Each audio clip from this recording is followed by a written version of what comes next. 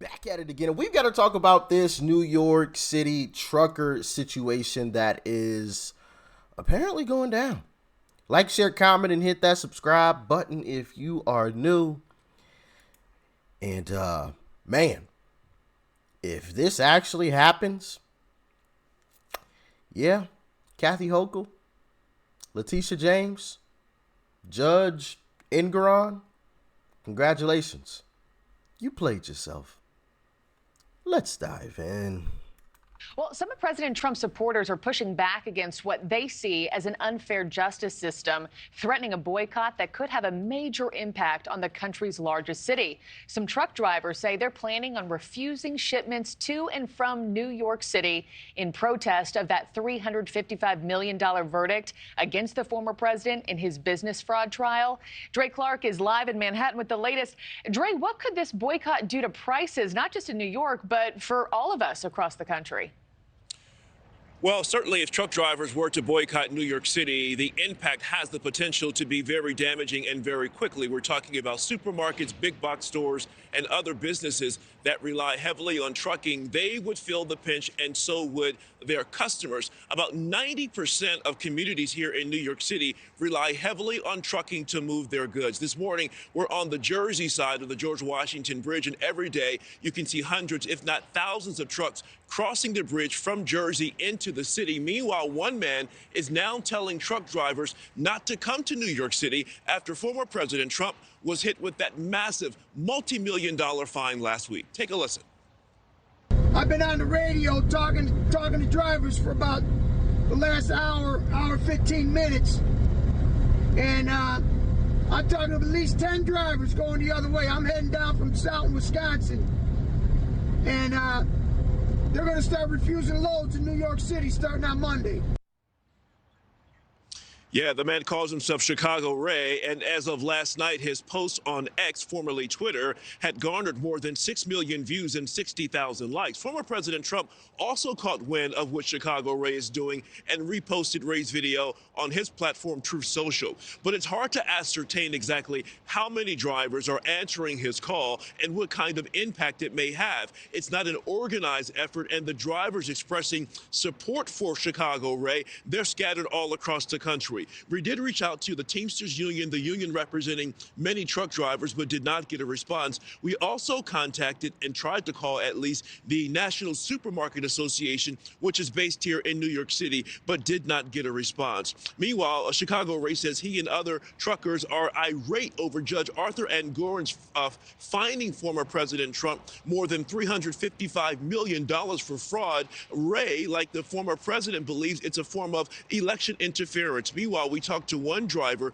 who says she's joining the movement to boycott New York City, and she says if things go as planned, the city could pay a big price. It could shut New York City down. And, I don't want to hurt the people of New York. That's not what I'm trying to do. But my part in it, if New York just loses 10%, just 10% of the trucks that go in there, their prices are going to skyrocket on everything from milk to eggs to any type of goods that the consumer needs. And when that happens, it's going to cost everybody more money.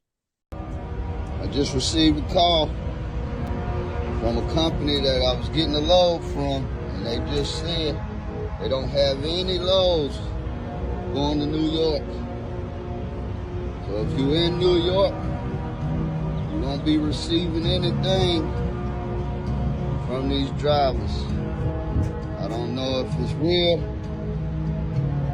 but I know that the companies are now saying that they're not delivering loads. It's not just the truckers, it's the companies also. Get yourself prepared, New York. Shit may hit the fan in the next couple of days. Yeah. Things are getting real here. Things are getting real here because, I think the Americans at large realize how much BS is going on, right? We all see that, what's happening to the Don or Uncle Trump, right, is absolutely and totally BS. And you know, I've said this time and time again, and I will continue to say it. Like, I'm happy this stuff is happening. I am. For the simple fact that, you know, it's waking people up to the truth. It's waking people up to what we have been trying to tell them this entire time. Democrats don't care about you. Democrats are not good people. They are not good people. They say that they are good people. They smile in your face, but they are not good people. And we've just been called conspiracy theorists and right-wing extremists. And now they get to see who the real extremists are. Now they get to see who the real demons amongst us truly are. Now they get to see. Democrats are showing the world exactly who they are. Now, of course, they're trying to, you know, skirt around it and lie about it, right? Oh, well, Trump is just this nasty guy. Really? Trump is really this nasty guy? He wasn't this nasty guy before he ran for president. Everybody loved him. We've seen the video clips, so don't tell me that they didn't.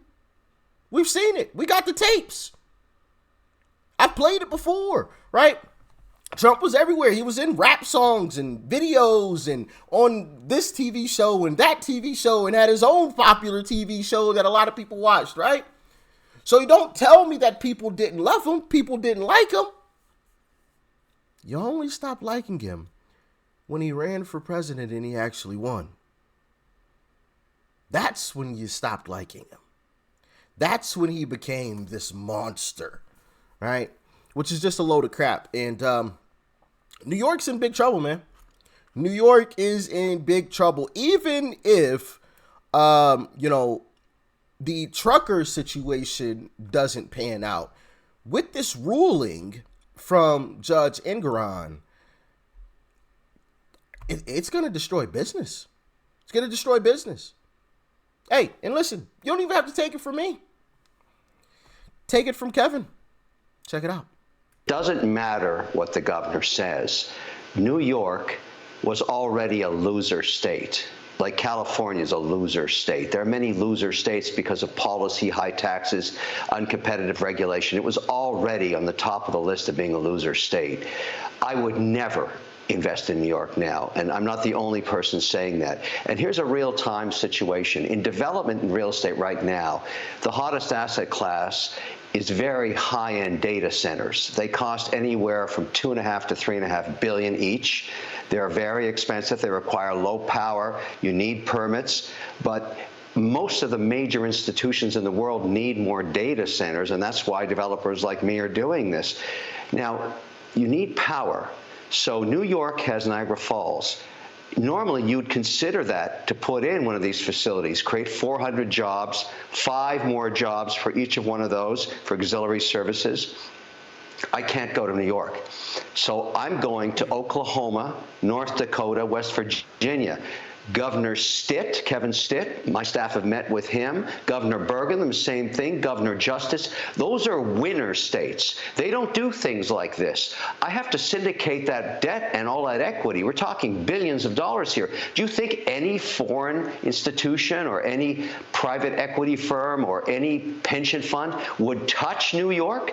No. And that's why New Yorkers should be concerned. The fine people of New York should ask themselves, why are we such a loser state? How are we going to attract business? It's not just the existing businesses that are fleeing out to Texas and Florida. New York is a loser state because of the people that run it. Democrats.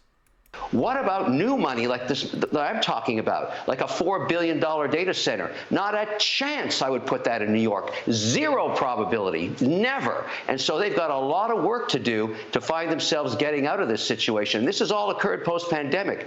Winner states versus loser states. Look at Tennessee right now, fastest growing city in America, Nashville. Winner state, good policy, competitive taxes. You've got to start thinking about this in the context of winners and losers. New York, mega loser state. Mega loser. Mega loser. And you heard him allude to it there at the very beginning. He said, doesn't matter what the governor says.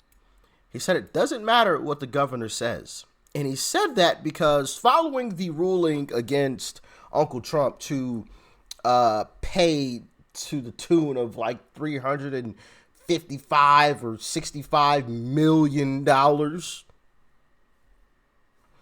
which is just astronomical, right? Goodness gracious. Kathy Hochul had something to say. Kathy Hochul, for those of you that don't know, she is the governor of the state of New York. Okay, she barely beat out, well, considering it's a blue state, Lee Zeldin. I think Lee Zeldin was within single digits of beating Kathy Hochul in New York for governor, which is just wild to even say that, right? Because I know some people are going to say, Rich, it wasn't even close. I think he lost by like 8 or 9 points, right? But in New York, I think that says a lot. And with what's going on right now,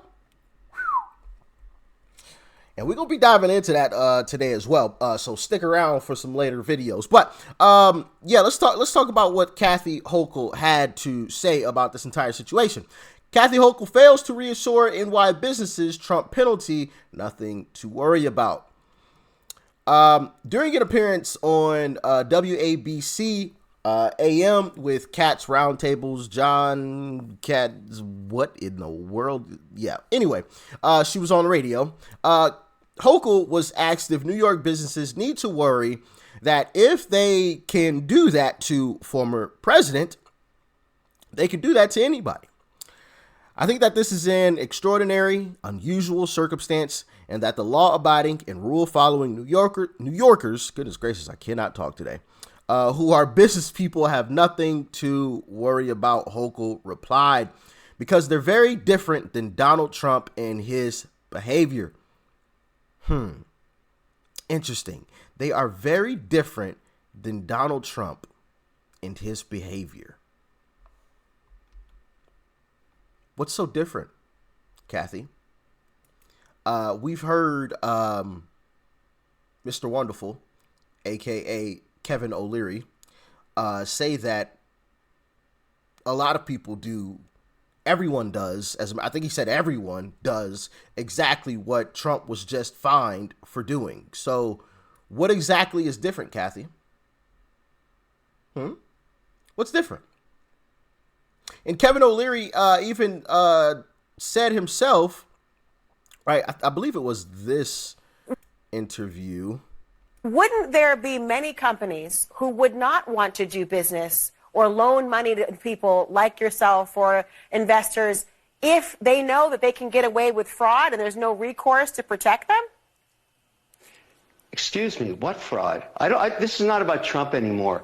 When you get a developer that builds a building and he says it's worth $400 million and he wants to borrow $200 million from a bank, which happens every day, everywhere on earth, including every American city, every developer is an entrepreneur. They shine the light on their building and they say it's worth 400. The bank does its own due diligence, as was done in this case, because they're very good at it. The banks are very good, and they say, no, it's worth 300. We're only going to loan you 150 million. That haggling has gone on for decades. That's how it works. And then in this case, even the bank that was supposedly defrauded testified and said, we didn't lose anything. We want to do business with this guy again. We'd like to. But the judge said, no, no, no, no, no, no. Let's penalize this developer for $355 million. And if we're going to do that, let's penalize all the developers all across America. They've all done the same thing. All of them should go to jail, and we should stop building buildings. That's what the message is from New York. Even the governor herself is concerned about what this looks like to investors all around the world. It's not just U.S. domestic. All around the world, people are talking about what happened here. You really think people want to invest money in New York after this? How about we go somewhere else? I think there are people who would, I don't want to cut you off, but I want to converse with you instead. You just did. It's only because I want to have a conversation, you know what? Kevin, as opposed to just having you tell me. I respect you because you're a lawyer. You're a lawyer. You understand exactly what I'm talking about. I got to tell you, I'm respectable for a number of reasons, Kevin. She can't say the truth. Of course not. But you just heard it there. You heard it there. They all do exactly what Trump was just fined for doing. And now she says they are different from Trump. I think she just admitted it was political. So what she's saying, without actually saying it, is as long as you do what we say, as long as we like you, you have nothing to worry about. I think that's what she was trying to say, but didn't want to say it because it would obviously look really, really bad, even though that statement still did look bad, right? Because when you have someone like Kevin saying, yo, we all do this, this is just standard practice. This is standard for everyone. We all do it. So, like, are you just going to fine every developer out there? Good luck with that one, you know? So, basically admitting to it being political. But, you know, as Trump, with Trump being the businessman that he is, he's always got that Trump up his sleeve, baby. He's always got the Trump up his sleeve. Check out this. Category, is there any good financial news for Trump? Yeah, so very interesting. And Audie, in fact, was the one who pointed this out to me. Trump's Truth Social share worth. So back in 2022, it was about 700 million. Last year, it was less than 100 million. But there's this idea, essentially, that Truth Social will, in fact, be able to go public. And how much would Trump's shares be worth if it does, in fact, go public? It could be upwards of $4 billion. That's billion with a B, not million with an M. Now, of course, keep in mind that Trump can't sell these stocks for another 6 months. But the fact is, we've had all this bad news for Trump. This could be good financial news for Donald Trump. Can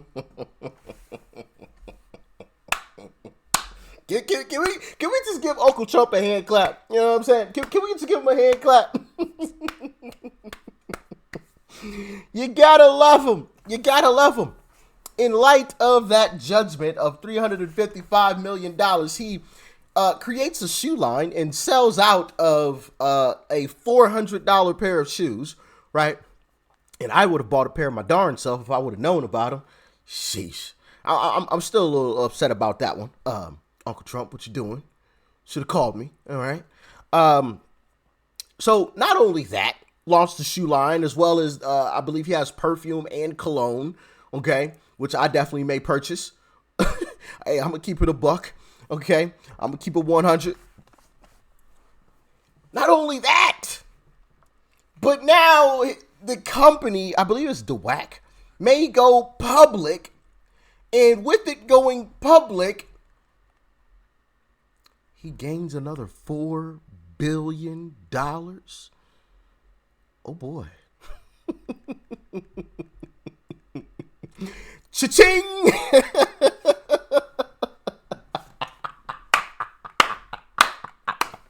Man, I love it. You know, because that was part of their strategy, was to beat him financially. I believe that was one of their strategies, was to beat him financially. You know, a death by 1,000 cuts, right? Wear him down. Wear him down. Mentally, physically, financially, right? Wear Trump down. Good luck. At least on the financial front. Good luck. That $355 million to $4 billion? Yeah, nothing. Woo, man. Man, oh man. Hey, listen, if it goes public, hey, your boy might invest just because it's Trump. You know what I'm saying? Oh, just to make the left angry. All right, just to make them angry. But as always, y'all let me know what you thought about this one in the comment section below. Do you think the truckers will actually protest New York City? Let me know. There's conflicting reports. Obviously, you guys heard it here in the video. There's conflicting things. Some people say it's a lot of truckers. Some people say it's only a few. Some people say, you know, hey, I highly doubt that this is actually going to happen. What do you guys say? Let me know. Peace and love. I'm out.